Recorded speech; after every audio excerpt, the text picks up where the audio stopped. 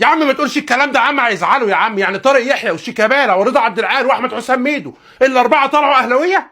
الاربعه اجمعوا ان الاهلي حرفيا انعدم من التحكيم وكان يستحق ضربه جزاء؟ ده اكيد اهلاويه بس مندسين وسط الزملكاويه. اصل فئه كبيره من جمهور نادي الزمالك اكدوا لي يعني ان الكره دي مش ضربه جزاء.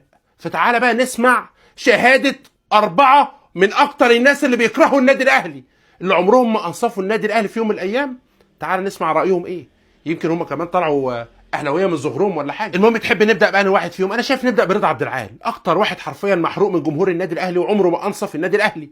تعال نسمع كده راي الكابتن رضا عبد العال ونبدا بيه. ولكن الفيديو ده بالذات فضحت النهارده وصلت اليونان، يعني وصلت اليونان وحسبت لك دلوقتي. فانت بقى تعمل ايه؟ انت تتفاعل بقدر الامكان مع الفضيحه دي بلايك بشير بايا كان، عشان الدنيا كلها تعرف الفضيحه اللي بتحصل عندنا في الدوري. ويلا بينا نبدا، يلا بينا. حصل لغط على ضربة جزاء، بس هي للأمانة ضربة جزاء.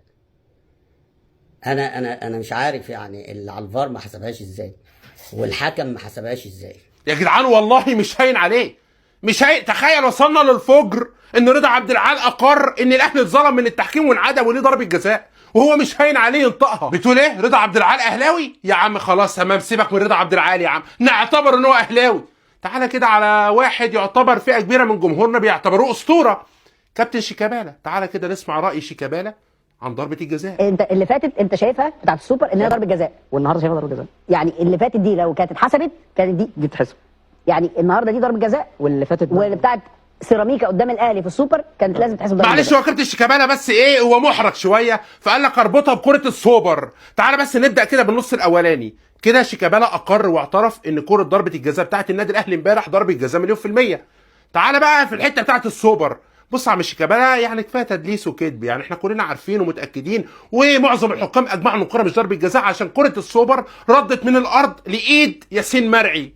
يعني فالموضوع اساسا ما كانش ضربه جزاء ولا حاجه، ولكن شيكابالا علشان اللقطه وعلشان جمهور الزمالك ما يغضبش منه وما يزعلش منه فحب يربطها بكره السوبر. ولكن في الاول والاخر شيكابالا اعترف ان كره النهارده ضربه جزاء مليون في الميه. تعال بقى للاهلاوي الثالث، طارق يحيى ولا ميدو؟ الاثنين مع بعض، الاثنين مع بعض. بس ما تنساش بس قبل ما تشوف اعتراف ميدو بنفسه، يعني ما تنساش برضو ان ميدو في يوم من الايام وهو ماسك مصر المقاصه اعترف ان الزمالك بيتجامل من التحكيم. يعني ما تنساش الحته دي. احنا النهارده بنلعب الزمالك والتحكيم بصراحه. الشوط الاولاني كره جول مش اوف سايد 2 متر، كابتن ايمن قدامه وحسب اوف سايد. الفاولات كلها اللي بيحسبها علينا الشوط الثاني اللي منها دخل الجول ما فيهاش ولا واحده فاول. لكن يا جماعه ما ينفعش ان احنا بنتعب وبنخلص كل حاجه وبعدين التحكيم بنلعب الزمالك والتحكيم. التحكيم سيء جدا. انا في مليون علامه استفهام على الكره دي، ازاي ما تحسبش ضربه جزاء واضحه جدا.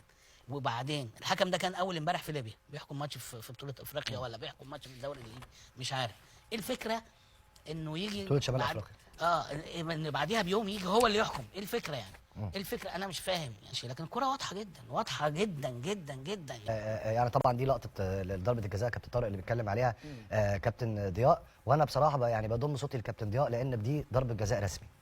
كره الراجل فاتح ايده، الكره ده يعني كره بعيد، مش اللي هي كره قريبه. لا مش قريبه، المسافه تسمح. زاويه الحكم لو فتحت الصوره شويه هتلاقوا ان الحكم قدام الكره كابتن طارق اهو. يعني بص، يعني ما فيش حد عامل بلوك قدامه. يعني بصراحه انا راجل زملكاوي بس انا بقول لك ايه، هي كره تنرفز. لا تنرفز لانك انت لا وتوقيتها كمان توقيتها يعني والنتيجه كمان في المنافسات. فانا بشوف انه الحكم سيء جدا. هي اعتقد انها ضربه جزاء طبعا، يعني واضحه مش محتاجه كلام، مش محتاجه كلام طبعا. وصلنا لمرحله من الفجر يا جماعه والعهر التحكيمي لدرجه ان ميدو وطارق يحيى الزملكاويه بيقولوا الكره تنرفز. يعني بيقولوا الكره تعصب وتنرفز. الكره باينه يا جماعه وضوح، يعني باينه وواضحه وضوح الشمس. فالله يكون في عون والله اخواتنا الاهلاويه. لا وكابتن ضياء السيد مستغرب بيقول لك اشمعنى الحكم ده بالذات اللي جاي يحكم ماتش الاهلي والسيراميكا، اشمعنى الماتش الحاسم ده بالذات يحكمه ابو الوفا؟ عارف يا كابتن ضياء الاجابه اهو. واحد من البلد بتاعه ابو الوفا حكم مباراه الاهلي والسيراميكا، بيقسم بالله، اقسم بالله قسم يحاسبنا عليه ربنا، الحكم ده من عندنا من البلد، هو واخوه زملكاويه متعصبين وبيكرهوا الاهلي لدرجه شنيعه. وتاني اقسم بالله دي حقيقه، بيقسم بالله يا راجل. ده احنا وصلنا لمرحله ان رضا عبد العال قال لك ان الحكم ضيع الماتش. عنوان الفيديو بتاع الحكم ضيع الماتش، رضا عبد العال اللي بيكره الاهلي كره العمى. لا وكلكم الفضيحه وصلت اليونان. ده رد فعل واحد من كبار الحكام اللي في اليونان، من غير ما يفكر قال لك بنالتي. جماعه دي فضيحه اقسم بالله مكتمله الاركان في حق النادي الاهلي. انا مش هقول لك ان الدوري موجه للزمالك ولا لا، بس كل الحوارات اللي بتحصل دي يا جماعه لا، في الموضوع. وبالتالي حبيب اخوك دورك نشر الفضايح، ان انت تطلعهم مسرح، تتفاعل بقدر الامكان وتدينا واحده شير زي ما انت عاوز، ويا عم تابع اخوك علشان اوصل لك كل جديد. بحبك جدا. السلام عليكم.